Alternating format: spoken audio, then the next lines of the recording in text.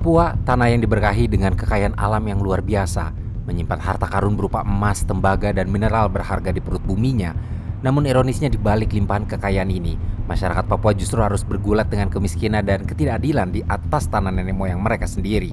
Di jantung paradoks ini, berdirilah Freeport, salah satu perusahaan tambang terbesar di dunia, yang kehadirannya di tanah Papua memicu berbagai kontroversi. Banyak pihak yang menyebut kehadiran Freeport sebagai wajah nyata kolonialisme gaya baru di era modern, di mana korporasi global menguasai sumber daya alam dengan dukungan negara. Kali ini kita akan menelusuri jejak panjang Freeport di tanah Papua dari awal kontrak, peran rezim politik, dampak sosial, hingga sampai pada pertanyaan apakah Indonesia benar-benar berdaulat atas Freeport atau justru terjebak dalam lingkaran kolonialisme modern.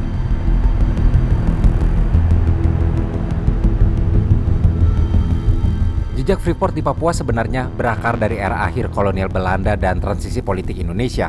Jadi pada tahun 1936, penjelajah asal Belanda yaitu Anthony Hendrikus Collin bersama pilot Angkatan Laut Kerajaan Belanda yang bernama Frits Julius Wissel dan geolog sekaligus insinyur pertambangan Belanda yang bernama Heinrich Dozy melakukan ekspedisi Kartens dan berhasil mencapai Glacier Pegunungan Jayawijaya serta menemukan Edsberg, gunung yang ternyata memiliki kandungan mineral yang sangat besar. Pada waktu itu, karena Perang Dunia II sedang memanas, laporan mereka yang mementahkan cadangan tembaga dan emas sama sekali tidak diperhatikan oleh pemerintah Belanda maupun dunia. Sampai akhirnya, Freeport menemukan laporan tersebut pada tahun 1960 dan di tahun yang sama, ekspedisi yang dipimpin oleh Forbes Wilson dan Del Flynn menemukan kembali deposit mineral Edsberg. Ketika Jenderal Soeharto naik ke tampuk kekuasaan pada akhir 1960-an, Indonesia memasuki babak baru dalam sejarah politik dan ekonominya. Situasi pasca 1965 penuh gejolak, ekonomi kacau, inflasi menembus ratusan persen, dan legitimasi pemerintahan baru pimpinan Soeharto sebenarnya sangat rapuh. Dalam konteks inilah Soeharto mengembangkan strategi politik ekonomi yang berpijak pada stabilisasi dan pertumbuhan dengan menggandeng investor asing, sebuah kebijakan yang kemudian dikenal dengan sebutan pembangunanisme. Freeport menjadi salah satu simbol paling nyata dari era baru itu. Meski pada halaman resmi Freeport, mereka menyebut penandatanganan kerjasama dengan pemerintah Indonesia dimulai sejak tahun 1963, namun sebenarnya penandatanganan kontrak baru terjadi pada tanggal 7 April di tahun 1967, di mana Freeport melalui anak perusahaannya menandatangani kontrak of work atau kontrak karya dengan pemerintah Republik Indonesia yang saat itu di bawah kendali rezim Soeharto. Kontrak ini bukan hanya yang pertama bagi Freeport di luar Amerika Serikat, tetapi juga kontrak penanaman modal asing pertama di Indonesia pasca lahirnya Undang-Undang Penanaman Modal Asing atau UU PMA tahun 1965. Dari sini terlihat jelas, Freeport bukan sekadar investor, melainkan pionir dalam kerangka politik ekonomi Soeharto. Kontrak karya secara resmi menjadikan Freeport sebagai kontraktor pertambangan dengan hak eksklusif, yakni hak ekstrateritorial de facto dengan kuasa atas area tambang yang hampir tidak tersentuh otoritas lokal maupun pusat. Hak ini juga mencakup pembebasan pajak dalam jangka waktu tertentu, kemudahan dalam repatriasi keuntungan ke luar negeri, serta hak guna tanah hingga izin eksplorasi untuk deposit Edsberg dan semua deposit pertambangan lain dalam radius 10 km. Berdasarkan kontrak tersebut, pemerintah Indonesia memberi Freeport hak eksplorasi dan eksploitasi atas kawasan tertentu yang disebut Blok A dan area lain yang sesuai dengan perjanjian mereka untuk jangka waktu 30 tahun dan akan dimulai segera setelah proyek dinyatakan beroperasi. Kontrak ini juga mengatur dan menempatkan Freeport sebagai pelaksana tunggal pengembangan proyek Edsberg. Bahkan, mereka memiliki fondasi hukum dan ekonomis yang membuat Freeport dapat membangun infrastruktur tambang, pelabuhan, dan fasilitas pengolahan yang skala dan biayanya sangat besar dibanding kondisi setempat saat itu. Bahkan sebelumnya, hampir mustahil dilaksanakan di wilayah pegunungan terpencil tersebut. Kontrak ini singkatnya membuat negara seperti menyerahkan sebagian kedaulatannya kepada sebuah korporasi demi investasi asing. Soeharto melihat Freeport sebagai mitra strategis. Kehadiran tambang emas dan tembaga di Papua bukan hanya soal pendapatan negara, tetapi juga soal pengakuan internasional. Dengan menggandeng perusahaan raksasa asal Amerika Serikat ini, Soeharto memperlihatkan kepada dunia bahwa Indonesia kini ramah modal asing. Berbeda dengan era Soekarno yang penuh nasionalisasi dan retorika anti Barat, di sisi lain Freeport melihat Soeharto sebagai jaminan stabilitas politik yang memungkinkan mereka mengeruk sumber daya tanpa adanya gangguan berarti, karena mereka jelas mendapatkan perlindungan keamanan. Berdasarkan laporan yang ditulis oleh Junji Nakagawa, disebutkan bahwa pada tanggal 1 Juli 1973, setelah keberhasilan pengemburan eksplorasi dan penyelesaian studi kelayakan, tambang Edsberg dinyatakan resmi beroperasi dan masa kontrak 30 tahun itu pun baru dimulai. Pada pertengahan tahun 1980-an, sebenarnya tambang tersebut sebagian besar sudah habis sumber dayanya, namun alih-alih menjualnya, Freeport justru mencari cadangan kekayaan alam lebih lanjut di area tersebut. Di tahun 1988, deposit tembaga dan emas Grasberg ditemukan hanya 3 km dari tambang Edsberg. Deposit ini tercatat sebagai salah satu cadangan tembaga dan emas terbesar di dunia. Penemuan Grasberg ini secara dramatis mengubah skala operasi dari tambang bukaan terbuka alias open pit ke penggalian bawah tanah yang sangat besar dan infrastruktur penunjang yang insentif modal. Serangkaian ekspansi dimulai setelah penemuan itu yang menghasilkan penemuan deposit tembaga dan emas yang cukup menjanjikan. Melihat temuan ini, pada bulan Juni di tahun 1991, Freeport kembali menandatangani kontrak of work baru dengan Kementerian Pertambangan Indonesia masih dengan jangka waktu 30 tahun dan ketentuan untuk 2 perpanjangan masing-masing 10 tahun hingga tahun 2041. Kontrak tersebut mengizinkan Freeport untuk melakukan kegiatan eksplorasi, penambangan, dan produksi di area seluas 24.700 akre di Blok A, dan mereka juga dapat melakukan kegiatan eksplorasi di area seluas sekitar 500.000 akre di Blok B. Hubungan Freeport dengan rezim politik di Jakarta memainkan peran penting dalam kelanjutan dan perluasan bisnisnya. Pada era Orde Baru yang dipimpin Soeharto, kebijakan terbuka terhadap investasi asing dan dukungan politik memudahkan Freeport mengamankan konsesi-konsesinya, termasuk akses ke tanah, tenaga kerja, serta dukungan keamanan di lapangan. Kontrak awal dan perpanjangan-perpanjangan yang mengikuti telah menempatkan Freeport dalam posisi negosiasi panjang dengan negara. Suatu relasi yang secara politis dan ekonomi jauh lebih kompleks daripada sekadar kontrak bisnis biasa. Banyak analisis menyebut bahwa ketergantungan negara pada pendapatan sekaligus kemampuan Freeport membawa investasi serta teknologi besar membuat posisi tawar pemerintah dan perusahaan menjadi simbiosis yang asimetris. Hal ini seperti yang diungkapkan dalam salah satu tulisan dan International Journal of Innovation, Creativity and Change yang menyoroti bagaimana proses negosiasi pemerintah dan Freeport sangat dipengaruhi oleh dinamika politik domestik dan strategi soft power dari negara asing yang terhubung dengan Freeport. Negosiasi ini yang pada akhirnya membuat Freeport memperpanjang kontraknya di tanah Papua mendatangkan masalah yang rumit. Sebab sering berjalannya waktu, operasi tambang telah memunculkan dampak lingkungan dan sosial yang signifikan. Skala penggalian dan produksi yang dilakukan oleh Freeport menghasilkan limbah tailing, yaitu sisa atau residu dari proses pengolahan biji mineral. Jumlah limbah tailing ini sangat besar, bahkan diklaim oleh sejumlah laporan seperti Corporate Accountability Lab pernah mencemari sungai dan wilayah pesisir yang digunakan masyarakat adat Amungme dan Kamoro untuk mata pencarian mereka. Selain itu muncul juga persoalan tata kelola lahan adat, kompensasi yang dipersengketakan, dan klaim bahwa proses pelepasan hak atas tanah tidak selalu melibatkan atau menguntungkan komunitas adat di sekitarnya. Isu-isu ini lalu menjadi bahan kritik dari organisasi lingkungan, kelompok HAM, dan media investigasi. Konflik keamanan di sekitar area tambang juga menjadi bagian kelam dari sejarah awal dan perkembangan Freeport. Keamanan dan fasilitas seringkali ditangani dengan peran aparat negara seperti polisi dan militer yang keberadaannya telah memicu tuduhan pelanggaran HAM serta praktik perlindungan yang kontroversial. Dalam beberapa periode, insiden-insiden kekerasan dan ketegangan antara aparat, pekerja tambang, dan komunitas lokal memperkeruh citra hubungan Freeport, negara, dan masyarakat adat. Persoalan ini juga menempatkan Freeport bukan hanya dalam ranah ekonomi, tetapi juga politik keamanan dan hak asasi manusia. Di sisi lain, secara hukum dan administratif, hubungan Freeport dan Indonesia terus berubah. Kontrak of work awal yang disepakati pada tahun 1967 telah mengalami perubahan, pembaruan, dan pelarasan seiring dinamika politik dan regulasi pertambangan di Indonesia.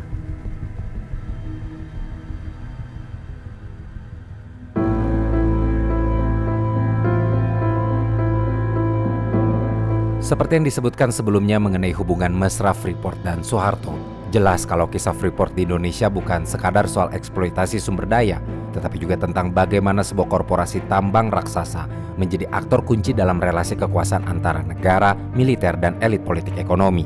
Hubungan itu terjalin sejak awal kehadiran Freeport pada akhir tahun 1960-an, menguat sepanjang Orde Baru, dan terus berubah bentuk sampai pada perundingan divestasi dan penyesuaian regulasi di era saat ini. Kontrak formal pertama yang mengikat Freeport dengan Indonesia, yakni lewat kontrak of work pada tahun 1967 menjadi landasan legal pertama yang memberi hak eksplorasi dan eksploitasi berskala besar. Dokumen kontraktual ini dan bentuk-bentuk kontrak berikutnya, termasuk kontrak revisi pada tahun 1991, menempatkan hak-hak operasi Freeport di dalam payung hukum yang spesifik, yang memberi kepastian jangka panjang sebuah kondisi yang jelas sangat menarik bagi investor besar seperti Freeport. Di era Orde Baru, relasi Freeport dengan pemerintah menjadi sangat pragmatis dan erat. Pemerintah Soeharto saat itu membutuhkan investasi besar, stabilitas politik, dan pengakuan internasional. Sementara Freeport membutuhkan kepastian hukum, dukungan keamanan, dan akses lahan yang luas. Studi akademik dan dokumentasi sejarah telah menempatkan Freeport sebagai salah satu mitra strategis rezim, sebuah kemitraan yang memberi keuntungan signifikan bagi kedua belah pihak. Namun menimbulkan ketimpangan dalam distribusi manfaat, khususnya bagi masyarakat adat di Papua.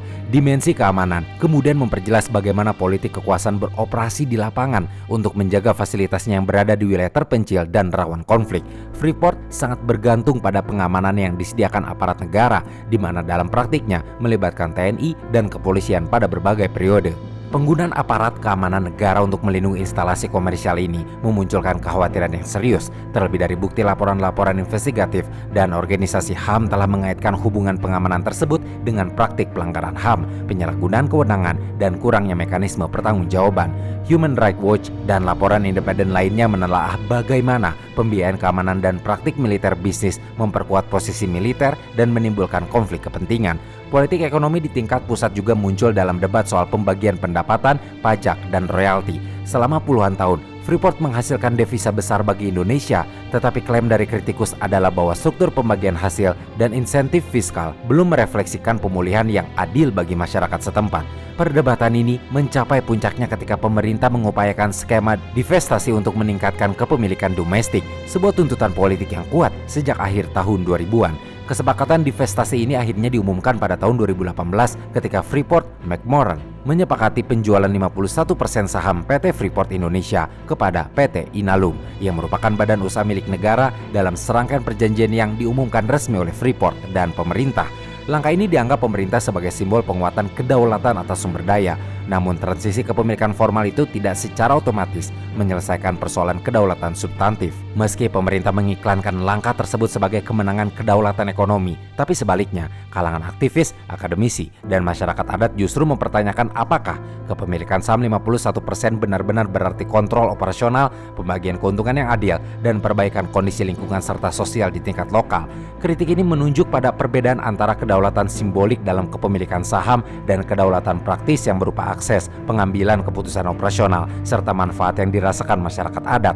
Selain masalah kedaulatan tadi, perubahan kerangka hukum juga memperlihatkan bagaimana politik memengaruhi regulasi pertambangan Freeport. Pada tahun 2017 hingga 2018 diketahui bahwa pemerintah menerbitkan izin dan peraturan baru yang mengubah kontrak karya menjadi izin usaha pertambangan khusus atau IUPK yang mengatur perpanjangan hak operasi Freeport hingga tahun 2041, bahkan dapat diperpanjang lagi hingga tahun 2061 dengan syarat-syarat tertentu. Dalam IUPK, pemerintah memberi perpanjangan hak operasi tetapi juga sekaligus menempatkan PT Freeport Indonesia di bawah Undang-Undang Pertambangan Nasional yang memberikan fleksibilitas bagi pemerintah untuk mengubah regulasi di masa depan, termasuk soal royalti dan panjang. Selain itu, pemerintah mewajibkan Freeport untuk membangun smelter atau pabrik pemurnian di dalam negeri, karena sebelumnya konsentrat atau biji yang sudah digiling dari tambang Freeport langsung diekspor ke luar negeri untuk dimurnikan. Kewajiban ini katanya bertujuan untuk meningkatkan nilai tambah produk di dalam negeri, menciptakan lapangan kerja, dan mendorong hilirisasi industri. Perjanjian ini seringkali dipandang sebagai kemenangan politik bagi pemerintah yang berhasil mengambil alih kendali mayoritas dan memaksakan persyaratan yang tidak mungkin dilakukan sebelumnya. Namun, kenyataan itu tidak bisa menutupi dinamika politik kekuasaan yang berkaitan dengan isu lingkungan dan hak-hak adat yang masih dipenuhi ketegangan. Pembuangan limbah tailing yang sangat besar menjadi salah satu isu lingkungan yang paling krusial jika membicarakan Freeport. Perusahaan tambang raksasa ini membuang jutaan ton limbah ke sistem sungai yang oleh sebagian pihak dianggap sebagai metode legal dan telah disetujui, tapi oleh pihak lain, terutama masyarakat adat, dianggap sebagai bencana ekologis.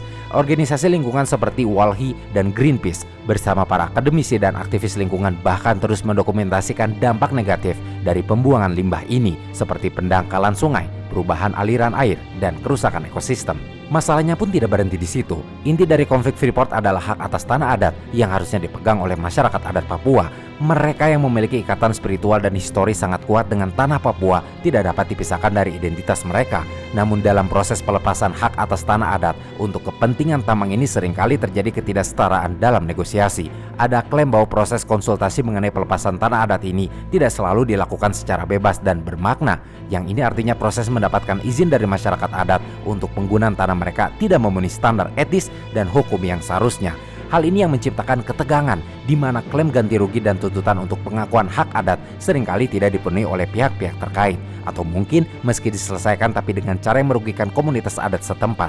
Masalah-masalah yang sangat kompleks ini akhirnya menjadi arena perebutan narasi antara pemerintah, perusahaan, komunitas adat, dan para aktivis. Perusahaan akan membela diri dengan menekankan pada kontribusi ekonomi, program sosial, dan kepatuhan terhadap regulasi yang ada.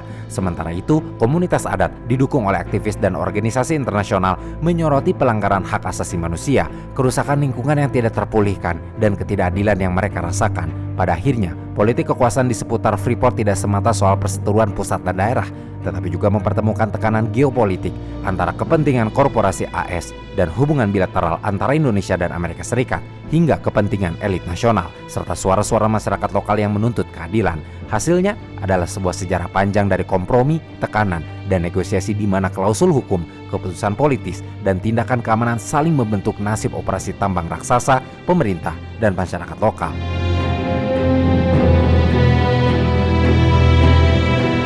Keberadaan Freeport di Papua tidak bisa terlepas dari dampak besar yang mesti ditanggung masyarakat lokal dan lingkungan. Jika di pusat tambang dan pemerintahan ini disebut sebagai sumber devisa, di tanah Papua justru kerap dipandang sebagai simbol penderitaan, ketidakadilan, dan luka ekologis yang sulit dipulihkan. Sejak awal beroperasi di wilayah Edsberg pada tahun 1973 hingga Grasberg sejak tahun 1988 hingga saat ini, jejak sosial dan lingkungan yang ditinggalkan Freeport menimbulkan kontroversi besar. Kehadiran Freeport telah memberi dampak langsung kepada suku Amungme yang mendiami dataran tinggi di sekitar Grasberg dan Edsberg, lalu kepada suku Kamoro yang mendiami dataran rendah dan pesisir selatan. Bagi suku Amungme, gunung adalah tanah keramat, bagian dari kosmologi yang tidak boleh dirusak. Namun Freeport malah menambang langsung di jantung wilayah sakral mereka. Studi yang dilakukan pada tahun 2004 oleh Elizabeth Brundage dan kawan-kawan mencatat bahwa masyarakat Amungme kehilangan akses terhadap tanah ulayat tanpa adanya konsultasi bebas yang adil dan tanpa paksaan. Ini artinya masyarakat Amungme tidak diberikan hak untuk menolak atau menyetujui proyek ini secara sukarela dan setelah mendapatkan informasi yang lengkap. Sebaliknya, mereka justru dihadapkan dengan penempatan aparat militer untuk menjamin keamanan operasi tambang yang dalam konteks ini dianggap sebagai alat untuk menekan dan mengintimidasi masyarakat Amungme sehingga mereka tidak memiliki pilihan selain melepaskan tanahnya. Suku Kamoro pun mengalami nasib serupa. Wilayah pesisir yang dahulu mereka gunakan untuk mencari ikan dan berburu kini tercemar oleh pembuangan limbah tambang yang mengalir ke muara sungai dan laut Arafura. Tradisi berburu dan mencari ikan yang menjadi basis kehidupan Kamoro sejak zaman nenek moyang akhirnya tergantikan oleh ketergantungan masyarakat pada kompensasi dan program sosial perusahaan yang tidak sepadan dengan kerusakan ekologis dan sosial yang mereka ciptakan. Sejalan dengan keterangan mengenai keterlibatan militer sejak awal operasi, kawasan Freeport memang sudah dijadikan daerah operasi militer untuk melindungi investasi. Hal ini menimbulkan luka sosial yang mendalam. Laporan Human Rights Watch dengan judul To Hike a Price telah mendokumentasikan bagaimana Freeport memberikan dana jutaan dolar per tahun kepada TNI dan Polri untuk jasa keamanan. Hubungan ini menurut Human Rights Watch berkontribusi pada pelanggaran HAM termasuk intimidasi, penggusuran paksa, dan kekerasan terhadap masyarakat lokal yang hanya ingin mempertahankan tanah mereka. Masyarakat Papua menyebut kondisi ini sebagai tragedi ganda. Tanah mereka diambil dan ketika mereka bersuara, mereka dihadapkan pada kekuatan bersenjata. Bagi sebagian aktivis Papua, Freeport dianggap sebagai wajah kolonialisme gaya baru yang melanggengkan ketidakadilan melalui aliansi antara modal asing dan aparat negara. Kondisi diperparah dengan isu lingkungan yang menjadi salah satu kontroversi paling besar. Perlu diketahui bahwa Freeport menambang dengan metode open pit mining terbesar di dunia. Metode ini merupakan teknik penambangan yang melibatkan penggalian besar di permukaan tanah untuk mengambil biji mineral. Jadi alih-alih mereka menggali terowongan ke dalam tanah, mereka justru menambang dengan membuat lubang yang semakin dalam dan lebar. Metode ini memberi dampak utama berupa produksi limbah tambang dalam jumlah raksasa yang mencapai lebih dari 200.000 ton per hari dan dibuang ke sungai Aqua serta menumpuk di dataran rendah. Laporan yang dipublikasi oleh OHCHR dari Lembaga Peduli Masyarakat Wilayah Mimika Timur Jauh menyoroti bagaimana pembuangan limbah tailings ini mengubah ekosistem sungai, merusak lahan hutan sagu, dan menimbulkan sedimentasi di muara laut. Pada akhir tahun 2020, International Coalition for Papua atau ICP merilis special report yang berisi kritik keras terhadap Freeport yang dituduh melakukan pelanggaran hak asasi manusia, hak buruh, dan hak lingkungan yang meluas di Papua. Dalam laporan tersebut juga, ICP menyoroti Freeport yang dianggap bertanggung jawab atas kerusakan lingkungan berskala besar di area laut dan hutan. Limbah tailing mereka yang mengalir ke sungai-sungai, terutama sungai Aqua dan Otomina, telah menyebar ke rawa-rawa, muara sungai dan laut Arafura. Limbah tailing ini terbukti mengandung konsentrasi racun yang tinggi, termasuk tembaga, arsenik, kadmium, dan selenium yang mencemari area hutan dan lahan basah seluas 166 km persegi, sehingga mempengaruhi sumber makanan utama masyarakat adat seperti pohon sagu dan matoa. Meski Freeport menyatakan dalam halaman resminya bahwa mereka telah melakukan program reklamasi dan mitigasi, tetapi hasilnya masih dipertanyakan banyak pihak dan bahkan dianggap belum sepadan dengan kerusakan yang mereka ciptakan. Ironi yang paling menyakitkan lagi adalah, meski Freeport menghasilkan miliaran dolar, tetapi masyarakat Papua jarang atau hampir tidak pernah merasakan manfaat langsung. Kehidupan mereka banyak yang tidak sejahtera meski di dalam tanah mereka terkandung cadangan mineral dan emas. Melansir dari CNBC, dengan berdasarkan pada data BPS hingga tahun ini, wilayah Papua masih menjadi wilayah dengan tingkat kemiskinan tertinggi di Indonesia. Bahkan di Mimika yang menjadi pusat operasi Freeport justru menjadi salah satu wilayah di Papua Tengah yang sempat mengalami kemiskinan ekstrim. Walau pada bulan Juli lalu Bupati Mimika yaitu John Ritop dan data dari Kemensos menyatakan bahwa angka kemiskinan menurun hingga 50% karena adanya penurunan jumlah penerima bantuan beras, tapi realitas di lapangan masih dipertanyakan. Kondisi ini sangat kontras sekali sehingga menimbulkan rasa ketidakadilan terutama untuk masyarakat setempat. Emas dan tembaga terus mengalir keluar dari tanah Papua, tetapi infrastruktur dasar seperti kesehatan, pendidikan, bahkan akses air bersih masih sangat minim di berbagai penjuru Papua. Apalagi Papua Pegunungan yang tahun ini menjadi wilayah pertama dengan tingkat kemiskinan tertinggi di seluruh Indonesia.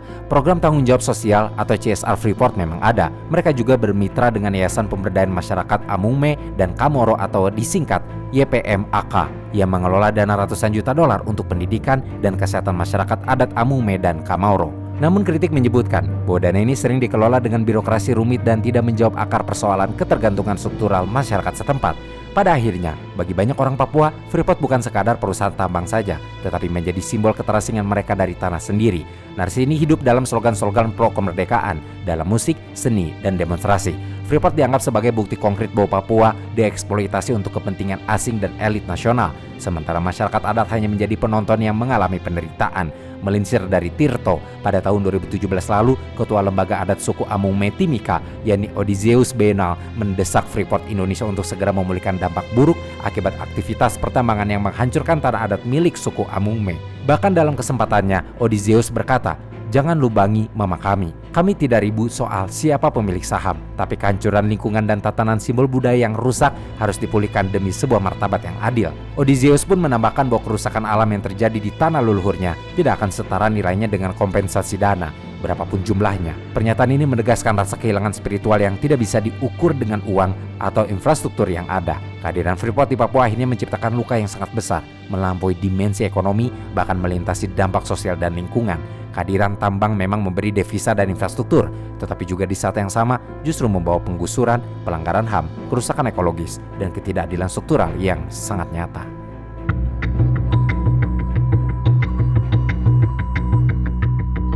Freeport khususnya operasi besar di Grasberg telah menjadi salah satu kasus pertambangan paling diperdebatkan di panggung internasional.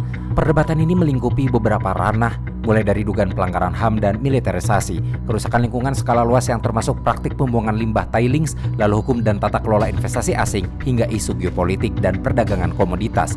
Isu yang paling menonjol hingga memicu atensi global adalah kaitan antara operasi Freeport dan praktik pengamanan yang melibatkan aparat negara. Laporan-laporan dari organisasi HAM seperti Human Rights Watch mendokumentasikan bagaimana dukungan keamanan yang dalam praktiknya melibatkan TNI dan Polri berkaitan dengan tuduhan pelanggaran HAM, intimidasi terhadap warga, dan pembatasan kebebasan sipil di sekitar area tambang. Human Rights Watch menaruh perhatian khusus pada biaya hak asasi manusia dari keterlibatan militer dalam aktivitas ekonomi. Bagian-bagian laporan yang dirilis oleh merekam pola pengamanan yang memberi ruang bagi penyalahgunaan kekuasaan dan banyak aktivis lingkungan global yang mengecam tindakan ini. Selain itu, salah satu persoalan lingkungan yang terus berulang adalah sistem pembuangan tailings yang digunakan di Grasberg berupa pembuangan ke sungai atau delta yang disebut dengan istilah riverine tailings. Aktivis lingkungan, akademisi, dan laporan investigatif yang diterbitkan organisasi lingkungan menunjukkan bahwa volume limbah yang sangat besar benar-benar mengubah ekosistem sungai, menimbulkan sedimentasi, dan akhirnya berdampak pada mata pencarian komunitas pesisir seperti masyarakat adat Kamoro. Kritik ini tidak hanya datang dari LSM lokal, tetapi juga menerima perhatian internasional karena praktik serupa dilarang di banyak yurisdiksi. Bahkan para aktivis lingkungan global pernah memberi peringatan kepada London Metal Exchange alias LME LMA yang merupakan bursa logam terbesar di dunia mengenai potensi perdagangan tembaga yang ilegal. Menurut artikel yang diterbitkan The Guardian, aktivis dari London Mining Network dan Global Legal Action Network berpendapat bahwa perdagangan tembaga dari tambang Grasberg milik Freeport di Papua bisa dianggap sebagai money laundering alias pencucian uang. Dalam argumen mereka juga menyertakan kejahatan lingkungan yang dilakukan Freeport, mulai dari sistem pembuangan limbah tailing ke sungai yang sangat merusak lingkungan dan sebenarnya akan dianggap sebagai pelanggaran hukum berat di Inggris, tetapi sayangnya tidak berlaku di Indonesia. Oleh karena itu, bagi para aktivis tersebut, tembaga yang diproduksi di tambang Grasberg dapat dikategorikan sebagai properti kriminal di bawah Undang-Undang Hasil Kejahatan atau Proceeds of Crime Act di Inggris. Para aktivis mendesak London Metal Exchange untuk melakukan investigasi dan memastikan bahwa logam yang diperdagangkan di platform mereka tidak berasal dari kejahatan lingkungan. Mereka juga telah meminta London Metal Exchange untuk melaporkan dugaan pencucian uang ini kepada National Crime Agency. Perbedaan narasi seputar Freeport di Papua menciptakan polarisasi antara dua pandangan yang bertolak belakang. Satu pihak yang diwakili oleh Freeport dan perusahaan induknya secara konsisten menegaskan bahwa operasi mereka patuh pada peraturan yang berlaku dan berkomitmen pada pembangunan berkelanjutan di Indonesia. Freeport pun menyoroti beberapa poin sebagai bukti komitmen mereka, seperti kepatuhan terhadap aturan lokal yang ditetapkan dalam regulasi pemerintah dan komitmen untuk melakukan investasi saham mayoritas serta membangun smelter di dalam negeri yang dipandang sebagai bukti nyata kesiapan mereka untuk berinvestasi jangka panjang dan berkontribusi pada ekonomi nasional Indonesia. Di sisi lain, narasi ini secara terus-menerus dipertanyakan oleh jurnalis investigatif internasional seperti The New York Times serta berbagai LSM global dan lokal, termasuk Amnesty International, Human Rights Watch, dan organisasi Papua lainnya. Mereka menyoroti bukti-bukti yang berlawanan. Salah satunya adalah manfaat ekonomi yang tidak merata. Laporan-laporan investigatif menunjukkan bahwa kekayaan yang dihasilkan dari tambang tidak mengalir secara adil kepada komunitas lokal yang paling terdampak dan kemiskinan masih menjadi masalah yang menghantui mereka. Selain itu, klaim tentang mitigasi lingkungan yang dilakukan Freeport juga dibantah dengan bukti empiris tentang kerusakan ekosistem dan masalah limbah tailing yang belum terselesaikan. Ditambah isu hak atas tanah adat, di mana proses perolehan lahan dianggap tidak adil yang akhirnya terus menjadi sumber ketegangan.